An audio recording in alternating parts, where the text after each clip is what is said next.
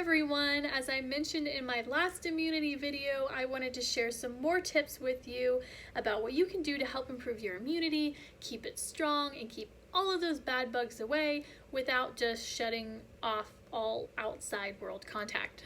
First up, first thing you can do, chiropractic care. I'm not just saying that because I'm a chiropractor. So by reducing interference from your nervous system at the level of your spine, which is what chiropractors do, you are able to increase your resistance to unwanted viral visitors. So this actually happens because as you decrease nerve interference, you can actually increase the body's function. Nerve signals are able to be sent like they should be. There's no interruption. There's no signal loss. Information isn't getting jumbled up anymore.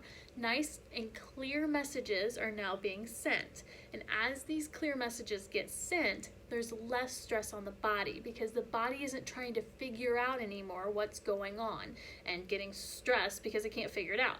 So as the stress decreases, so does our production and release of our stress hormone, cortisol. See, when we're stressed, we release more cortisol. But cortisol in turn can actually lower our immunity or resistance to things because there's a huge connection between cortisol and our gut, where a majority of our immune system lives. And we'll talk more about that shortly. So what are some of those other things that you need to do? Let's talk about them. First off, wash your hands. Like, properly wash your hands.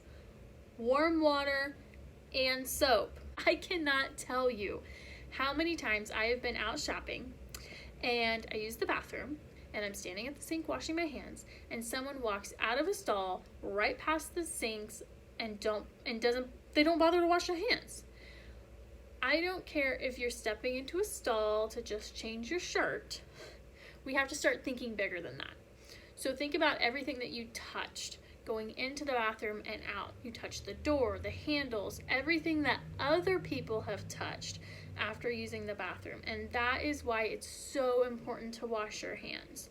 I don't care what you did in there, wash your hands. And not just after you've used the bathroom, but when you get home from the store, when you go to a friend's house, just periodically throughout the day. Think of everything that we come in contact with. So wash those little germies off. And don't forget to shower too. Now, let's talk hand sanitizer. Now, this is not the same. I repeat, not the same as good old soap and water. But it is a good alternative to when you're in a situation where there's not access to soap and water. For example, you're traveling in the car when you sneeze and have to blow your nose.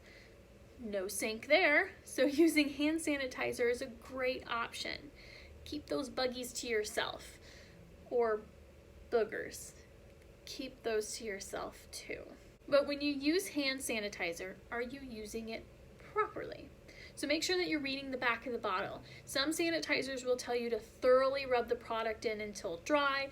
Others will tell you that you need to place it in your hands and not rub it in, but rather just lightly put it over your hands and then let it set and air dry. So it's important to follow the directions for that particular product and how it was developed. Otherwise, you're not going to be killing all of those bugs. Another thing to think about, once you've squirted the product out into your hand, are you rubbing it on the outside of your bottle too? So if we're talking about a big desktop large bottle of sanitizer here, you probably won't do that. But then I kind of question, why not just wash your hands? But if you're in the car with that small on-the-go hand sanitizer, then watch how you handle it. So if you use it and you've handled it with dirty hands, unless you're wiping down the outside of it with some of that sanitizer too, then those germs are still going to be on there. And if you pass it around to other people in the car, you're passing the germy love. So you can squeeze it out in your hand. If you wipe it all over your hands, have a little extra that you just kind of wipe on the outside of the container. Awareness. That's really what all of this is about. So our bodies were designed to do amazing things. If we treat it right, then it will be kind to us. So we want to make sure that we're drinking lots of water. Some of us have trouble just getting 8 glasses a day. So if you're not even at 8 glasses a day yet, get there. It's going to hydrate our skin and help flush things out. Make sure that we're also getting plenty of rest.